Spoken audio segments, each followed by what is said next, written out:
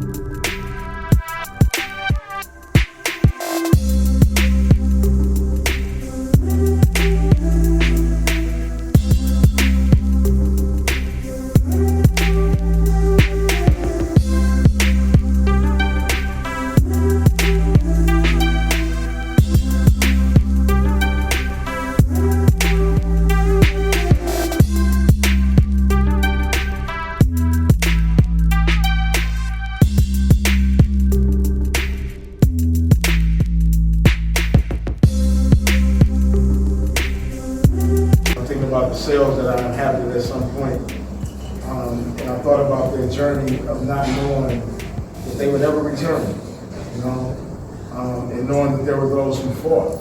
They fought, they resisted. There was those who touched the shore and still resisted. They were killed because they resisted, and then there was those who survived. And for me to find myself being enslaved, to me that was. It was a tragic recognition of we're not valuing what that middle passage was. And that people didn't pass down generation-wise the importance of honoring DNA and bloodstream that actually survived the middle passage. And so for me, that was just a personal part of my healing journey. If it inspires others to think as broadly as that and as in depth as that, I would be deeply honored. But it was just something my spirit was there to do. Thank you for asking that very much. I have a question. Sure. Thank you so much thank you so much for sharing part of your story. In a personal capacity for nearly a decade, I've been supporting young fathers, young men, and a lot of men are very misunderstood. I don't want to go too deep into it, but when I'm working and supporting them, the ones I'm supporting, they're marginalized, right? So a lot of the issues you were explaining, or I wouldn't say issues, but a lot of the circumstances you found yourself in, a lot of the guys I'm supporting find themselves in. But society, especially professionals, view them from a point of, oh, you've got anger problems. But it's not anger, it's pent-up emotions. It's historical trauma. So my question to you is, to be confined for so long, to come out, be stoic, and to do what you're doing, you look cool. You look cool. But how do you deal with, in your private time, you have counseling, you have a support network, how you manage your mental health, bro? Because you're stoic. You spoke on many platforms, so you've got different characters where you can carry yourself, but carrying is not easy. So how are you getting your mental health and taking care of yourself? That's a great question. It's a question that more men need to ask each other. And I think that's a global conversation that we should have as men. I'm really fortunate, man. I was fortunate to have incredible mentors who guided me to books in a way that awakened a deeper understanding of emotional processes and emotional trauma. but also have a legion, man, of just dope people in the world that I connect with, and that we hold each other accountable. You know, we check in on each other. And it's not just when everything is going good and where they see the big celebratory stuff. It's like when shit is chaotic and crazy. I'm actually not as stoic as you think. Wait till I get a couple more shots in. But I love to have fun, man. I love to just live and really be super present in life and connect with people in the most authentic ways. What I found is that the pent-up emotions that oftentimes we're forced to, suppress, that prevents us from connecting authentically with people. And so the more I've been open about what my experiences are, what my hurts have been, the more people I would welcome into my life that helps with my healing. And writing helps. I think of writing as meditation on paper. So arts for me has been a great outlet. I wrote like 6 books while I was in prison. I still journal to this day, and that's what keeps me growing, what keeps me focused. I wanted to ask, when was the moment that you realized that your words needed to be spoken and not just written on paper, and also just shared as well, globally? And then the second part is, as you speak about coming here and this being in Ghana, being the form of an apology, what do you also feel that Ghana needs from you in terms of the voices of those who left, and as you come back, what does Ghana need to also learn from your experience having been taken? Yeah, so the first part of your question, so I wrote this book, I wrote a book called Righting My Wrongs in like 2013. And I originally, so one of the things I love about Ghana is like they hustle, like they get into it, right? And when I got out of prison, I knew that there was going to be roadblocks to employment. And so I was like, okay, what skill sets do I have from the streets that I can apply to legitimate enterprise? And so I started a publishing company before I got out of prison. Published my first book from the joint. First thing I did when I got out of prison, it wasn't the most obvious first thing, but it was the second obvious, which was figure out a pathway to financially sustaining myself. And so I sold a book in the parking lot, and I hustled books. And then I wrote this book called Righting My Wrongs in 2000. Well, I started writing in like 2012. I finished it in 2013, and I published it. So I self-published it, sold that book, hustled, and eventually that book made it to Oprah Winfrey. And when she got the book, she invited me to do an interview with her for her Super Soul Sunday. And after I did that interview, then that allowed me to get a mainstream published deal. So the book gets published everywhere. First day the book comes out, it debuts New York Times bestseller. And it's been consistently selling ever since then. But what I found on my journey with that book is that people don't always connect me, the writer, with my story. So they're like, oh, your story is so, and it's such a well-written book. Whoever put that, I'm like, yeah, I actually wrote the fucking book, like for real.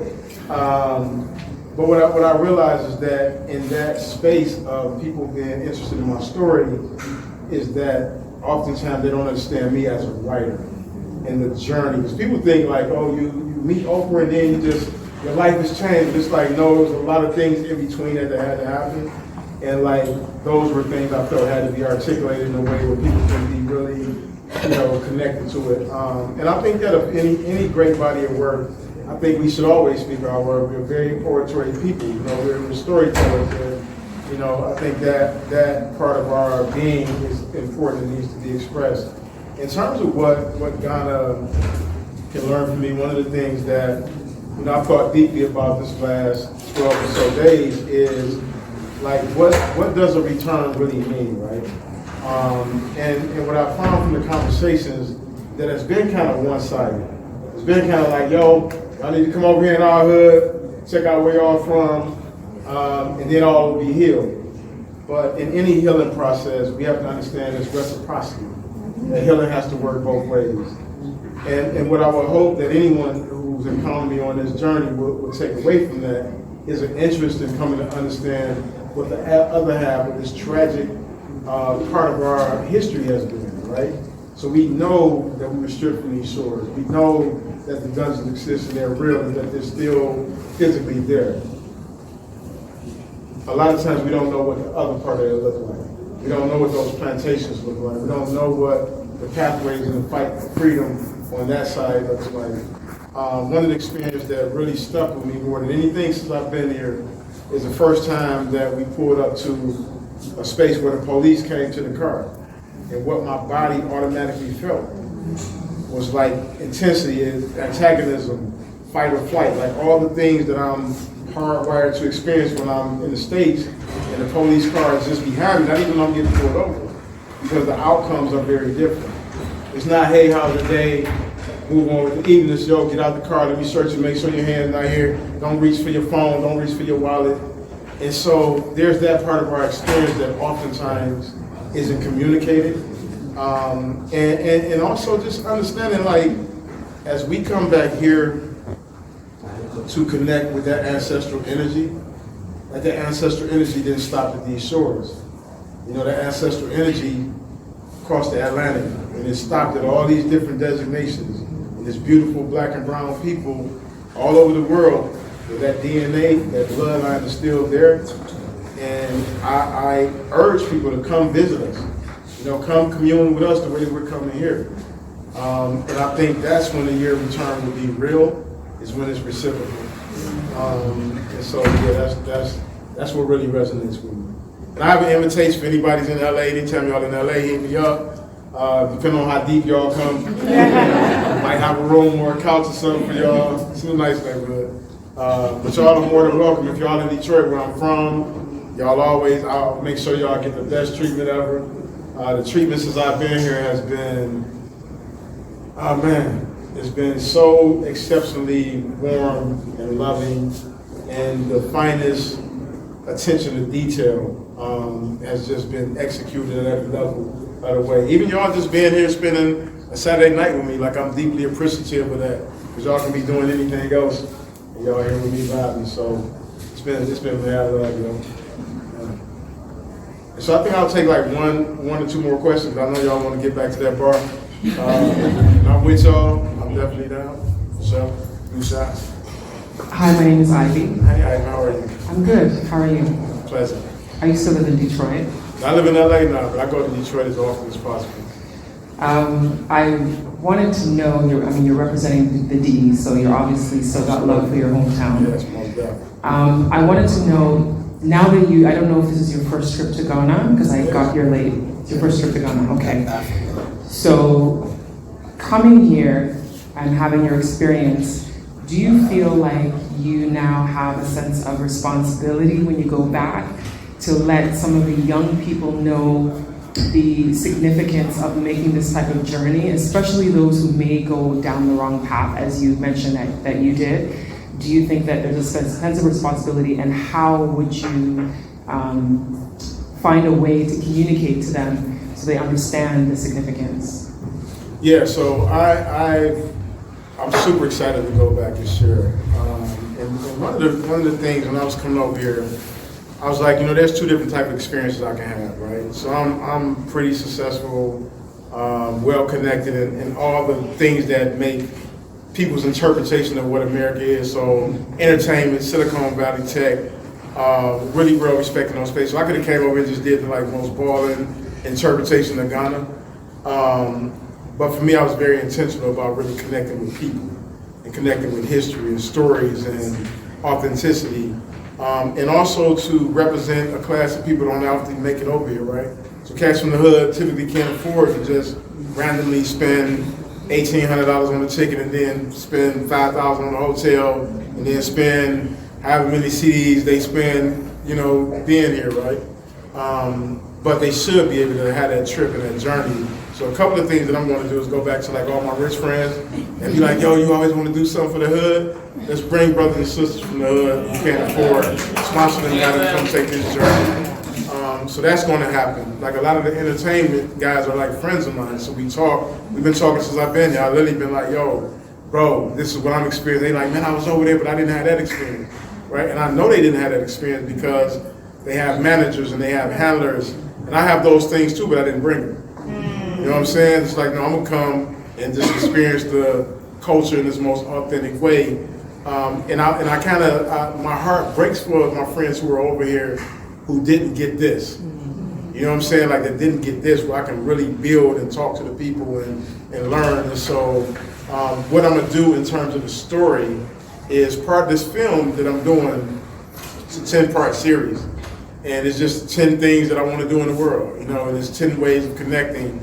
And this is part of it. So I'll be featuring this film, taking it out. It'll get distributed through one of the main networks. I don't know which one, so I can't shout that out until I get the deals done.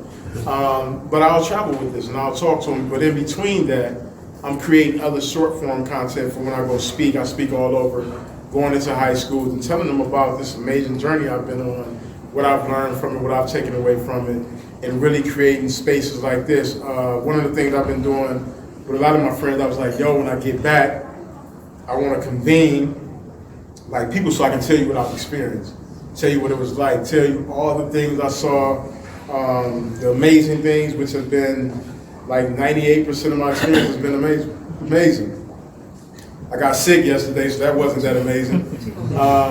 But, you know, I really want to tell them about all those things, you know, and even the serendipitous nature of it, right? Like my friend Baz here, right? This was like, and this is an incredible, brilliant woman who does some of the most brilliant work around criminal justice reform. We met maybe 5 or 6 years ago, going and said she brought me inside a prison in Pennsylvania. They allowed me to live stream from the prison.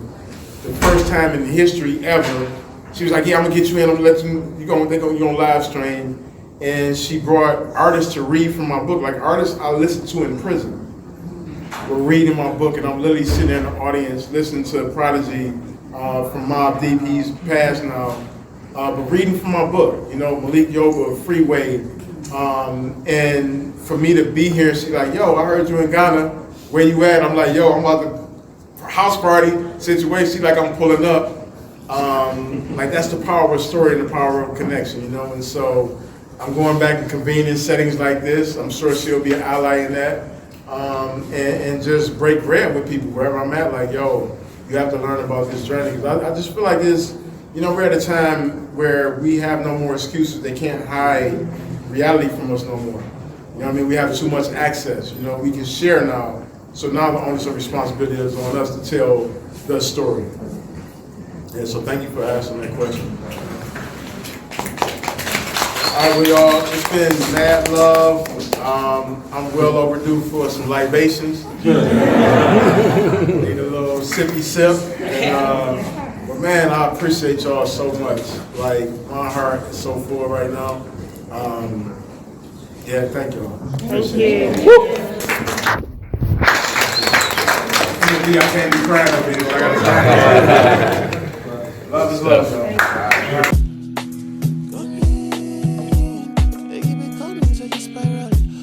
Keep it coming, yeah, we keep it